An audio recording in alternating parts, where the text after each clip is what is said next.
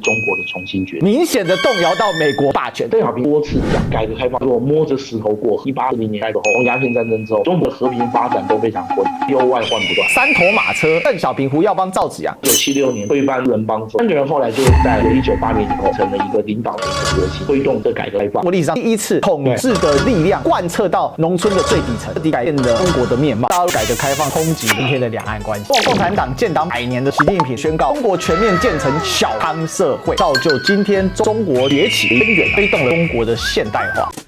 Ladies and gentlemen, welcome the host.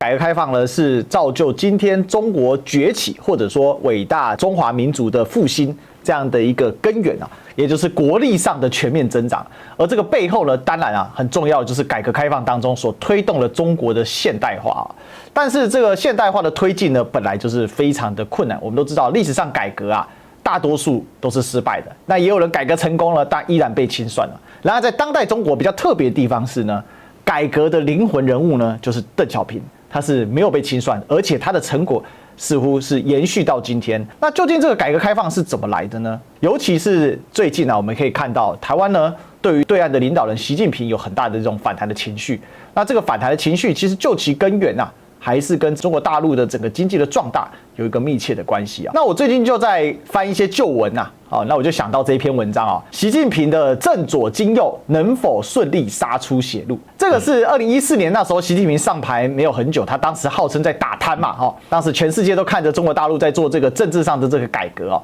那落马的当然啊，什么国资委啊、石油帮啊、华润啊等等，那最大只的老虎莫过于周永康大老虎啊。这个文章写的时候还没有收网啊，就不过却让大家很震惊啊。那当然了啊，为什么说正左金右呢？因为在比如说言论自由啊，或者是所谓维权人士啊、公知啊等等啊，很大程度也受到一定程度的压制。不过我今天我们没有要讨论习近平怎么去实行这个，我倒是好奇的是啊，习近平这个正左金右这个说法其实一点都不新鲜哦。为什么呢？因为大家了解正左金右，政治向左，经济向右，这个说法其实是更前面啊。邓小平时代的一个说法嘛，也就是如何的来推行这个改革开放啊。台湾人对这件事情的一些态度也很有意思的哈，尤其这个去年啊，我看到《自由时报》这个算社论啊，他讲到共同富裕变共同双输啊，也就是说当时呢，中国总书记习近平他提到现代化啊，要共同富裕啊。那大家还了解改革开放的时候啊，不是讲共同富裕啊，是讲小康社会啊。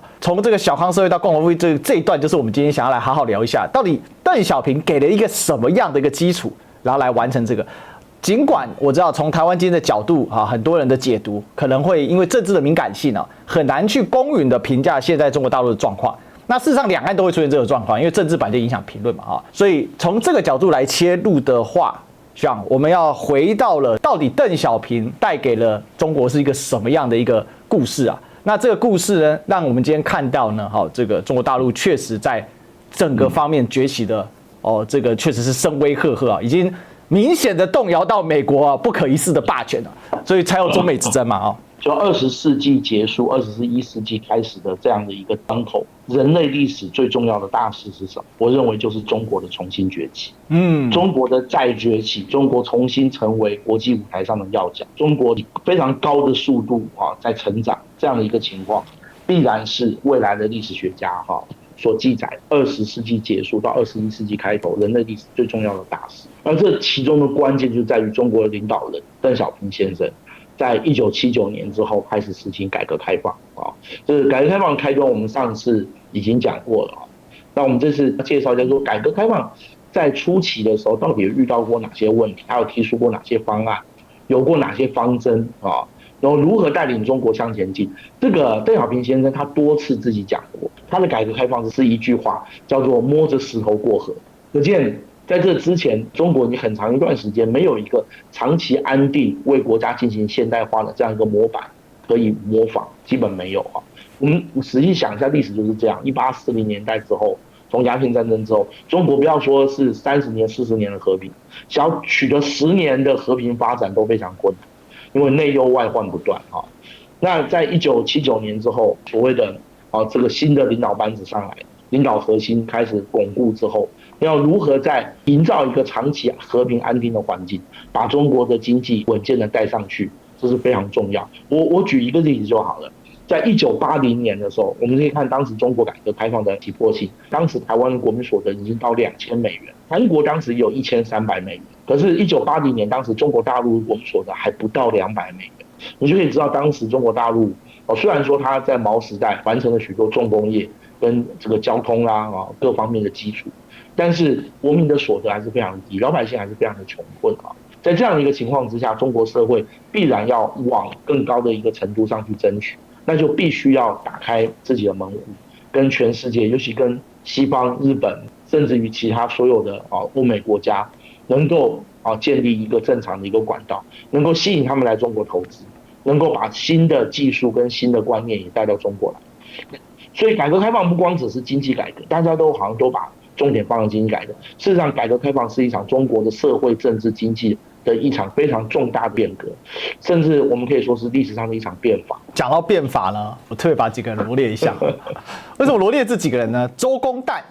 郑国的子产。那关于这个改革开放，当然要先组成班底啦哈。那第一个班底呢，就三头马车哈。徐老师是不是稍微简单帮我们介绍一下三头马车？邓小平、胡耀邦、赵紫阳。其实这三个除了邓小平之外，台湾人一般算比较陌生啊。好，邓小平、胡耀邦跟赵紫阳这三个人，最早的时候是香港的媒体开始称他们叫三头马车对，我们知道后来胡耀邦也担任过国家主席嘛，然后赵紫阳也担任过国家主席，他们三个人可以说是贯穿整个中国80年代改革开放最重要的三个人。他们三个人，邓小平不用讲，他在解放战争时代的地位就相当高了，他当时就是所谓的刘邓大军里面的政委。可是另外两位当时在解放战争时期，大概基本上就担任参谋幕僚这样的一个职务后来等到1950年代末期刘少奇当政时期，因为他拔擢了邓小平，那邓小平跟刘少奇一起合作在修正毛路线时代，那胡耀邦跟赵紫阳也在这个时候可以说是在这个刘邓集团里面这个负责做许许多多这些工作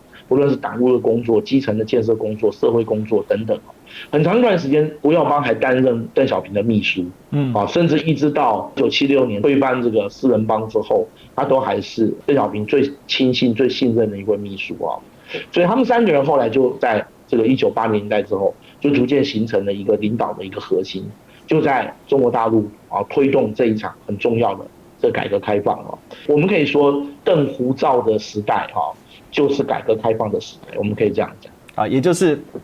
中国看起来呢，即将进入一个新的崭新的时代，勃勃生机、万物锦发的时代但是当然也很混乱为什么会很混乱？因为有机会就有投机嘛所以这个是一个必然的一个状况嘛。所以整体来讲，我们就把今天我们所谈的做一点整理了我们可以看到呢，从后毛泽东时代之后，邓小平为首的所谓三驾马车，对于整个改革开放它的推进，它是有很多非常精细的操作的，而且不是停留在口号式的停留在上层式的，而是它是从底层开始做起。当然也必须说，它能够这么样的充分去调动农村的力量，也得益于毛泽东时代把整个统治第一次，我必须说，毛泽东时代真的是中国历史上第一次把统治的力量，把中央政府的力量第一次贯彻到农村的最底层，每一个村都有村委书记嘛。但是毛泽东时代因为受困于这个内交外困各种条件嘛，所以没办法全部专注在这个经济发展上。那邓小平厉害的地方是，他把毛时代过到邓时代当中呢，不仅是提出理论，还有把它贯彻，还有一个决心然后还有步骤。所以叫摸着石头过河嘛，黑猫白猫能抓老鼠的都是好猫嘛。所以我们去看到这个部分。所以整体来说我认为这个改革是非常成功，至少讲到万元户这里已经是非常成功，但后面是更成功了那很大程度彻底改变了中国的面貌那也促成了今日中国的一个崛起了但这里也要提一个事情，这改革的幅度很大人家说迈开步子迈大了会扯淡对吧但是没有扯淡，这是怎么厉害呢？我想他就是事实上他在做这些事情的时候，他还是有很谨慎小心去推展，比如说先试点然后一步一步推展开来。比如说我们刚才看到那个先行村他先试点，用这样的方式那逐步的把中国的社会力量给释放出来。而这一释放出来的话，确实是非常的巨大的当然我们也必须说危机也在加深之中了比如说贪污腐败犯罪这个比如说之前讲的不是什么铁链女事件等等，到一段时间确实这种拐卖妇女儿童的事件层出不穷，非常猖獗，非常多。对那还有什么？就是贫富差距的迅速拉大。一开始只是万元户，很快就10万元、100万元、1000万元、1亿元，很快的就出现了嘛。那另外还有一个就是环境污染的问题也环境也付出了一定程度的代价了啊。所以今天中国很提倡绿化嘛，这几年还获得联合国的奖项，再像这个西北地区毛乌素沙漠等等的，也是一定程度的要把过去因为经济发展所牺牲的部分把它补回去嘛。对，没错。另外呢，这个社会的动荡也是显著的，新兴的阶级的产生啊，也造成了社会呢在整体国家命运的认知上面出现了很大的不一样嘛。尤其呢在一党专政之外的新的知识分子也出现了。那就产生了一个社会上比较高强度的冲突，那也就是后来的所谓的896天安门事件嘛。他在这边也一定呈现了这样的一个状况。当然有人说896天安门事件是外国人煽动的啦，颜色革命啊等等的，这有各方的说法。但在我自己的观察，它一定程度还是反映的改革开放以来，它不可能一帆风顺啊，一定会有一些力量是在你政府管纳不到之外，然后它去产生了一定程度的冲突了。那最后呢，另外是刚才徐老有提到了，中国跟世界重新的连结，中国重新回到了世界。那这点很重要，中国每一次崛起都必须跟世界充分连结你看从汉朝、唐朝对不对？到了明朝